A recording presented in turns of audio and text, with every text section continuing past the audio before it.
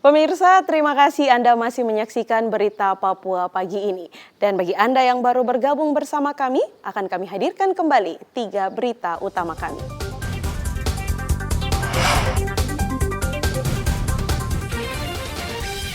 Diduga karena kasus perselingkuhan, 2 kelompok warga bentrok di Jalan Cendrawasih, Mimika, Papua Tengah. Sering menjamret wanita, seorang pemuda diringkus polisi. Antisipasi penyelundupan barang ilegal dari Papua New Guinea, tentara rutin berpatroli di perairan Jayapura.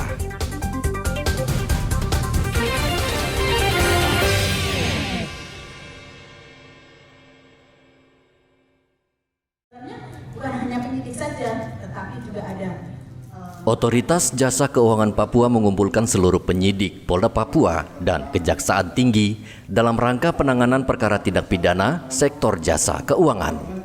Penyidik Kejaksaan dan Kepolisian diminta berkoordinasi dengan OJK saat menangani perkara tindak pidana sektor jasa keuangan. Tujuannya kerjasama koordinasi sebagai manifestasi dari nota kesepahaman yang kami punya antara OJK, Polri, dan pihak kejaksaan.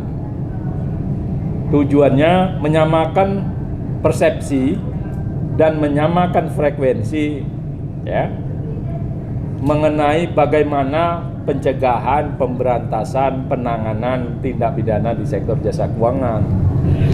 Kita selalu koordinasi. Nah, dari pihak kepolisian di Papua itu juga sering berkunjung ke kita untuk menanyakan kasus atau apa gitu, penanganan seperti apa gitu juga. Dan kita juga sering dimintakan sebagai ahli juga dari Polda apabila ada tindak-tindak pidana perbankan yang mereka mintakan ahlinya gitu. Ada beberapa. Jadi selama ini OJK sudah sering dilibatkan juga Pak ya ketika ada terjadi perbankan. Iya, kita selalu dimintakan sebagai ahli, bukan saksi ahli. Sering Polda memintakan sebagai ini. namanya dengan adanya kegiatan ini dari OJK. Ya, koordinasinya itu bisa lebih baik.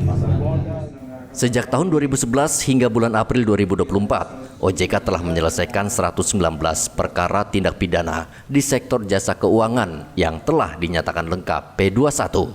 Terdiri dari 94 perkara perbankan, 5 perkara pasar modal, dan 20 perkara industri keuangan non-bank.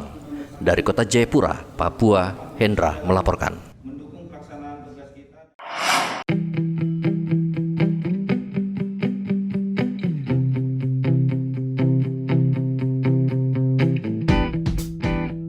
Tentara yang bertugas di perbatasan Indonesia tidak hanya bertugas mengamankan wilayah, tapi juga melakukan pembinaan teritorial, termasuk bakti sosial membantu masyarakat sekitar. Satgas 125 Simbisa memperbaiki 5 rumah untuk warga di Kampung Bade, Distrik Edera, Kabupaten Mapi, Papua Selatan.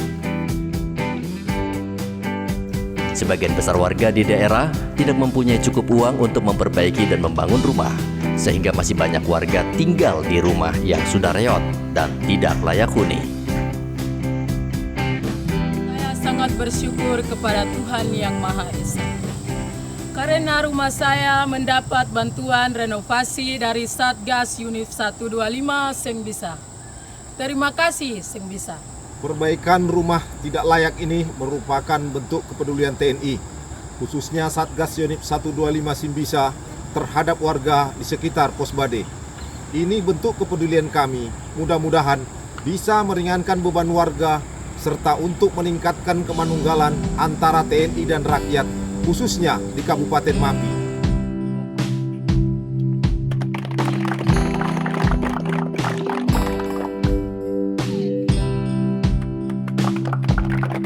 Walaupun sederhana, warga sangat senang.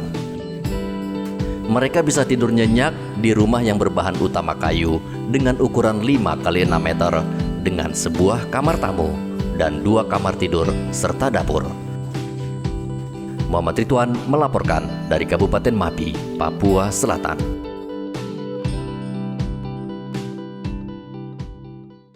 Pemirsa, berita yang baru saja Anda saksikan sekaligus menutup jumpa kita dalam Berita Papua pagi ini.